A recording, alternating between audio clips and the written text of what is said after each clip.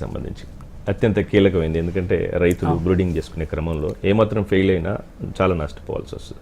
So ఈ క్రమంలో brooding అంటే ఏంటి, అసలు బ్రూడింగ్ చేసేటప్పుడు ఎలాంటి జాగ్రత్తలు తీసుకోవాలి? బ్రూడింగ్ అనేది ముఖ్యంగా ఏమవుతుందంటే చిన్నపిల్ల దశలో కోడిపిల్లలు గుడ్డి నుండి బయటకు వచ్చిన తర్వాత ఈకలు అనేవి అధిక మొత్తంలో ఉష్ణాన్ని వచ్చేసి నిరోధకంగా పనిచేయవు, అంటే తక్కువ.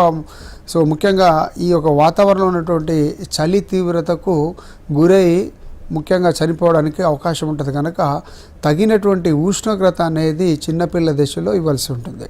ముఖ్యంగా ఈ ఉష్ణోగ్రత ఇచ్చేటప్పుడు కూడా రైతాంగము అది ఎక్కువ మొత్తంలో ఉందా, సరి సమానంగా ఉందా, తక్కువ ఉన్నదా అన్నదానికి ముఖ్యంగా మనం ఏర్పాటు చేసినటువంటి ఉష్ణ గొడుగు ఉంటుందండి. ఆ ఉష్ణ గొడుగు కింద ముఖ్యంగా పిల్లలన్నీ కూడా ఆ ఉష్ణ గొడుగు కిందకి మొత్తం వస్తే అప్పుడు చలి తీవ్రత ఎక్కువ ఉందని చెప్పేసి అప్పుడు ఒకవేళ మనం 100 వాట్స్ బల్బులు వచ్చేసి వాడితే ఒక 4 ఉంటాయండి. ఒక్కొక్క ఉష్ణగొడుగు కింద దాదాపు మనకు 4 బల్బుల వరకు అరేంజ్ చేసుకోవచ్చు.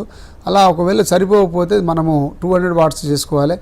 లేదు ఒకవేళ ఆ ఉష్ణగొడుగు చాలా దూరంగా పోయే పిల్లలు అనుకుంటే అప్పుడు మనము ముఖ్యంగా వచ్చేసి ఒకవేళ మనం వాడేటువంటి వాట్స్ని బట్టి తగ్గించుకోవాల్సి ఉంటుంది.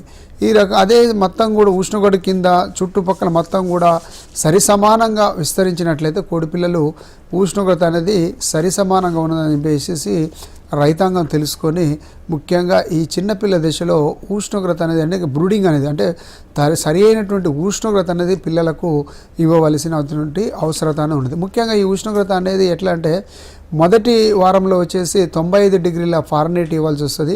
ప్రతి వారం కూడా ఒక 5 డిగ్రీల ఫారెన్హీట్ తగ్గించుకుంటూ ఇట్లా మనం బయట ఉన్నటువంటి వాతావరణ పరిస్థితులను బట్టి అంటే ఎండాకాలం చూసుకుంటే దాదాపు 3 నుండి 4 వారాల వరకు ఇవ్వాల్సి ఉంటుంది. అదే చలికాలం చూసుకుంటే దాదాపు 6 వారాల దాకా కూడా మనం ఉష్ణోగ్రత అనేది పిల్లల దశలో ఇవ్వవలసి ఉంటుందండి.